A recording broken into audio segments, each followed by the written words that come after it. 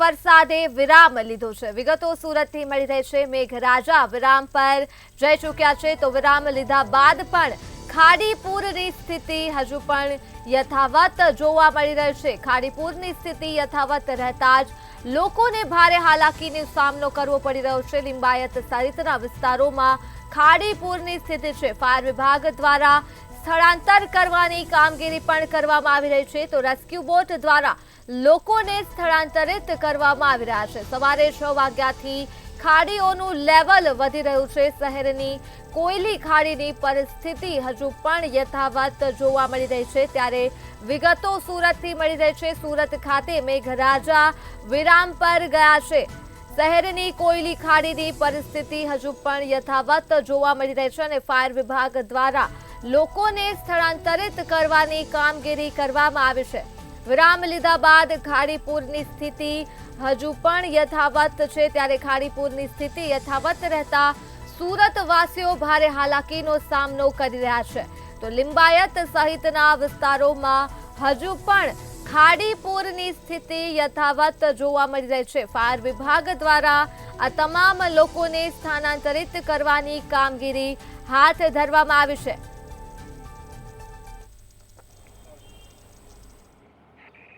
વરસાદે વિરામ તો લઈ લીધો છે, પરંતુ લિંબાયત ખાતેની આવેલી મીઠી ખાડી હજી પણ યથાવત જોવા મળી રહી છે અને પૂરની જે સમસ્યા છે તે હાલ પણ એવી ને એવી જોવા મળી રહી છે। પૂરનું જે ફ્લો છે તે ફ્લો પણ સ્પીડમાં જવા રહ્યું છે અને જે સપાટી છે તે ભયજનક સપાટી છે, ઓવરફ્લો થઈ હતી તે પણ વધી ચૂકી છે અને જે પાણીનો સ્ત્રાવ છે તે ગઈકાલ કરતાં પણ અત્યારે વધી ચૂક્યું છે। ત્યારે આજરોજ આપણા વચ્ચે ડેપ્યુટી મેયર પણ ઉપસ્થિત છે। આપણે એમની સાથે વાત કરીશું અને સ્થિતિ જાણીશું શું છે સમગ્ર આજની સ્થિતિ। સર, શું કહેશો, આજની સ્થિતિ કયા પ્રમાણની છે? ગઈકાલ કરતાં પાણીનો સ્ત્રાવ વધ્યો છે?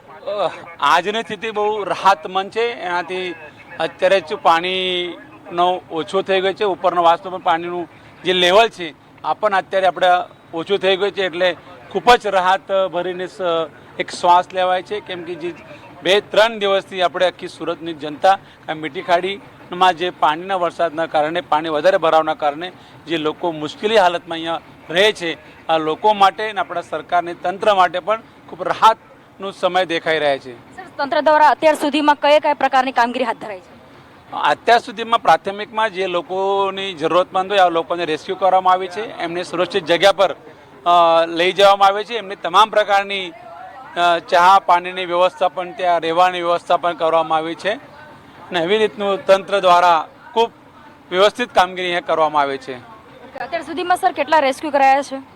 અત્યાર સુધીમાં લગભગ જે અસરગ્રસ્ત લોકો છે, નીચે બધું જ કમર્શિયલ શોપ હોવાના કારણે બધા ઉપર લોકો રહે છે, એટલે બધા લોકો સેફટી છે, પણ જે નાના વર્ગના લોકો છે એમને લગભગ 50થી 60 જે લોકોને અહીંયાથી સેફટી જગ્યા પર લઈ જવામાં આવ્યા છે। દર વર્ષે પ્રી મોન્સૂનની કામગીરી કરાય છે, પરંતુ સમસ્યા ઠેરને ઠેર જ છે, શું કહેશો?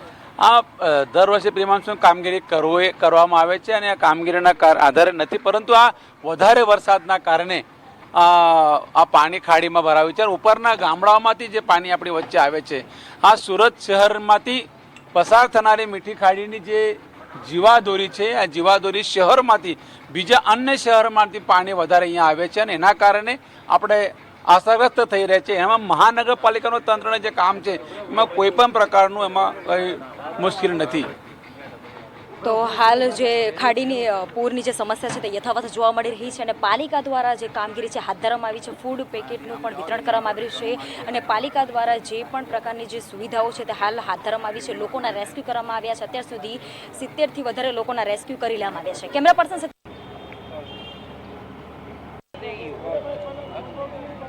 વરસાદે તો વિરામ લઈ લીધો છે, પરંતુ ખાડીપુરની સમસ્યા તેમ ને તેમ જ છે। જીવન જરૂરિયાત જે વ્યસ્ત બની ચૂક્યું છે અને હાલ મીઠી ખાડી છે તે ઓવરફ્લો થઈ ચૂકી છે અને પાણીનું જે સ્ત્રાવ છે તે વધી ચૂક્યું છે। ગઈકાલ કરતાં પણ પાણીનું પ્રમાણ છે તે આજ રોજ વધ્યું છે। ત્યારે મીઠી ખાડી છે તેને રેસ્ક્યુ કરવામાં આવી રહી છે। લોકોને રેસ્ક્યુ કરી બહાર કાઢવામાં આવે છે, એ લોકોનું સ્થળાંતર કરવામાં આવ્યું છે। અત્યાર સુધીમાં 70 કરતાં પણ વધારે લોકોનું રેસ્ક્યુ કરી લેવામાં આવ્યું છે। ત્યારે હાલ છે આ બોટ દ્વારા, ફાયર બ્રિગેડ દ્વારા બોટ દ્વારા રેસ્ક્યુ લોકોનું કરવામાં આવી છે। લોકોને અંદરથી જેટલા લોકો ફસાયેલા છે તેઓને મદદે આવી છે ફાયર વિભાગ અને તેઓને બહાર કાઢવામાં આવી રહ્યું છે।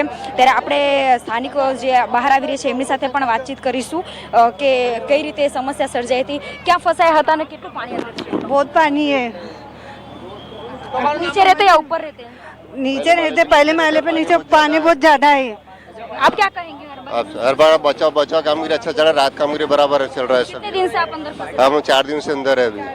क्या कहेंगे हर बार की ये समस्या रहती है? हर बार की समस्या रहती है, साल का प्रॉब्लम है, तकलीफ ही है। तो कभी पालिका द्वारा कोई भी कामगिरी करने में आई थी? ये ऐसा मतलब बचाव होता है सब जब बरसात साल यही होता है, सिर्फ बचाव ही होता है, होता है। लेकिन उससे पहले कभी काम नहीं, उससे पहले कभी ऐसे मतलब बचाव काम। क्या कहेंगे आप बच्चे के साथ अंदर बैठी थी?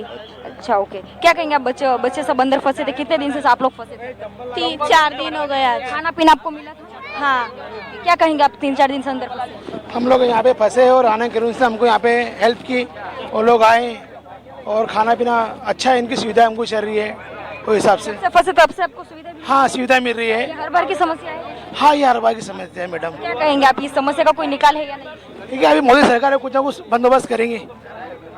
તો અન્ય પણ ઉતારો તો આ પ્રકારની છે રેસ્ક્યુ છે તે કામગીરી હાથ ધરવામાં આવી રહી છે અને 70 કરતાં પણ વધારે લોકોને અત્યાર સુધીમાં રેસ્ક્યુ કરી લેવામાં આવ્યા છે અને જે પાલિકા દ્વારા છે તે અત્યારે ફૂડ પેકેટની વ્યવસ્થા પણ કરવામાં છે, પણ આ જે ખાડીપુરની સમસ્યા છે તે ઠેરની ઠેર જ છે, યથાવત જ છે, વર્ષો વીતી જઈ રહ્યા છે, પરંતુ આ ખાડીપુરની સમસ્યાનો નિકાલ કોઈ આવી રહ્યો નથી।